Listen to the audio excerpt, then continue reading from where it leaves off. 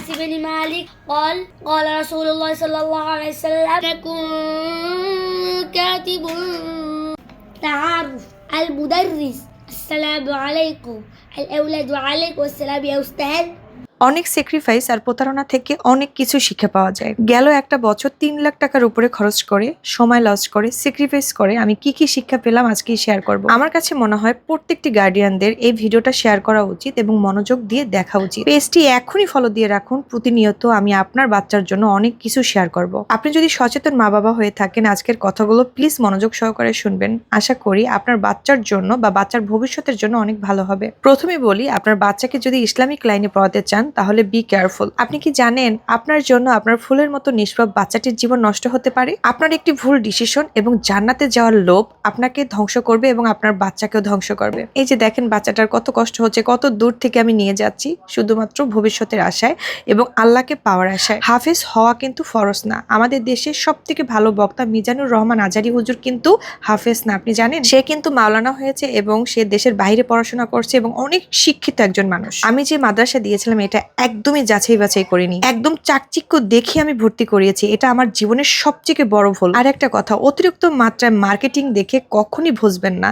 শোনেন, যে স্টুডেন্ট ভালো তাকেই কিন্তু ভিডিওর ক্যামেরায় দেখানো হয়। কখনই দেখবেন না একটা খারাপ স্টুডেন্ট ক্যামেরার সামনে আনা হয়। আমার মার্জু কিন্তু আগের প্রতিষ্ঠান থেকে ইংলিশ স্পোকেন শিখেছে এবং আমিও তার আরেকজন শিক্ষিকা। দেখেন পরবর্তী প্রতিষ্ঠান কিন্তু তাকে দিয়ে মার্কেটিং করেছে এবং তাকে দেখে কিন্তু অনেক গার্ডিয়ানরা বাচ্চাকে ভর্তি করিয়েছে। এটা এক ধরনের প্রতারণা। তো যারা ইসলামিক মাইন্ডের আছেন তাদেরকে বলছি, শয়তানের ধোকায় আমরা কি কি করছি তা কিন্তু আমরা বুঝতে পারি না। যখন মানুষকে আমি যেটা দেখাবো, যেটা বলবো সেটা আমি 100% করবো, সেটা সবার জন্য উন্মুক্ত হবে। টিচার হতে হবে স্মার্ট হাই কোয়ালিটির, তারা হতে হবে ট্রেনিং প্রাপ্ত। কিন্তু দেখেন আজকাল বেশিরভাগ প্রতিষ্ঠানই কোনো ট্রেনিং প্রাপ্ত টিচারই নিচ্ছে না। আত্মীয় স্বজন হলে তো কোনো কথাই নেই, আত্মীয় স্বজনের মধ্যে মূর্খ থাকলেও নিয়ে নিব বা অল্প একটু শিক্ষিত থাকলেও নিলে সমস্যা নেই, কারণ স্যালারি তো কম দিচ্ছি। অনেকে বলতে পারেন এই একটা বছর কি আপনার বাচ্চা কিছুই শিখেনি? আলহামদুলিল্লাহ অনেক কিছু শিখেছে, কিন্তু এই শিক্ষাটা আমি আমার বাসায় রেখে আমার পাশের যে প্রতিষ্ঠান আছে সেখানেও শিখাতে পারতাম। আমি তো দিয়েছি ইংলিশ ভার্সন মাদ্রাসায়, যেখানে বাচ্চা গেলে অনেক কিছু শিখবে এবং ইংলিশে যা পারে আরো বেশি তার দক্ষতা হবে। কিন্তু তার উল্টোটা হলো, যা শিখেছিল সব ভুলে গিয়েছে। এখন কিন্তু যে বইগুলো দেখতে পাচ্ছেন এই বইগুলো কিন্তু তার নতুন প্রতিষ্ঠান। বইয়ের ধরনগুলো দেখলে আপনারা বুঝতে পারবেন যে এখন বাচ্চারা কত কিছু শিখছে। আমি কিন্তু হাফেজ থেকে এখনো সরিনি। অবশ্যই ইনশাল্লাহ আল্লাহ যদি চান আমার বাচ্চা কিন্তু হাফেজ হবেই। এখন আমার চিন্তাটা একটু আলাদা করেছে। আমার অত তাড়াহুড়া করার কোনো দরকার নেই। আমার বাচ্চা জেনারেলের পাশাপাশি ও হাফেজ হবে, এটাই আমি চাই। আপনার বাচ্চাকে আপনি হাফেজ বানালেন, 2-3 বছর গ্যাপ দিলেন, যখন তাকে অন্য প্রতিষ্ঠানে নিয়ে যাবেন দেখবে ও অন্য বাচ্চাদের সাথে একদমই পারছে না। তখন সে অনেক বড় একটা ধাক্কা খাবে, মনে মনে আপনাকে দায়ী করবে যে আমার মামাকে কিছুই শিখায়নি। এত কষ্ট করে যে কোরআনটা আপনি মুখস্থ করিয়েছেন সেটা আস্তে আস্তে সে ভুলে যাবে। কোরআন মুখস্থ আসল টার্গেট নয়, কোরআন বুকে ধারণ করা এটাই আসল টার্গেট। আমার একটা পোস্টে একটা আপু কমেন্ট করেছেন যে আমার ছেলে হাফেজ, কিন্তু আপু সে এখন কিছুই মানে না, সব ভুলে গিয়েছে। আপনার বাচ্চাকে যদি আপনি পুরোটা ইসলামিক লাইনে পড়াতে চান যে না আমার বাচ্চার জেনারেল তেমন জানার কোনো দরকার নাই, তাহলে ঠিক আছে আপনার বাচ্চাকে আপনি হাফিজি দিয়ে দেন। সেটা হতে হবে একদম ছোট বয়সে। দেখেন আলহামদুলিল্লাহ সে কিন্তু আরবি লিখতেও জানে মোটামুটি।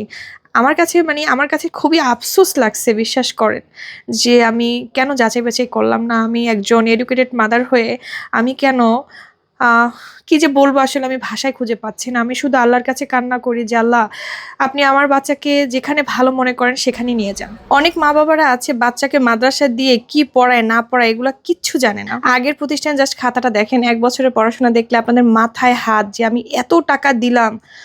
হো আল্লাহ, আমি আসলে কি বলবো, আল্লাহ মানুষকে তুমি হেদায়েত দান করো, না হলে যারা তোমার কথা মানে না, তোমার কথা বলে হারাম কাজ করে তাদেরকে তুমি ধ্বংস করে দাও। এই দোয়া ছাড়া আমার আসলে আর কিচ্ছু করার নাই। আল্লাহ সুবহানাহু ওয়া তাআলা আমাকে এত আগে সতর্ক করেছেন, এই জন্য আমি আল্লাহর কাছে শুকরিয়া আদায় করছি। আর যদি 2-3 বছর লেগে যেত এই প্রতিষ্ঠানে, তাহলে আমার বাচ্চার জীবনটা একদম ধ্বংস হয়ে যেত। আমি নিজের হাতে মা হয়ে একটা মেধা মেরে ফেলতাম। একটা প্রতিষ্ঠান ভালো স্টুডেন্ট চায় না, টাকা চায়। আমি জীবনেই প্রথম দেখেছি। আমি আসলে অনেক কিছু শিক্ষা পেয়েছি যেটা আমার ভবিষ্যতের জন্য অনেক কাজে লাগবে। আপনাদের যদি কোনো কোশ্চেন থাকে অবশ্যই কমেন্ট করবেন, ইনশাআল্লাহ পরবর্তী ভিডিওতে শেয়ার করব।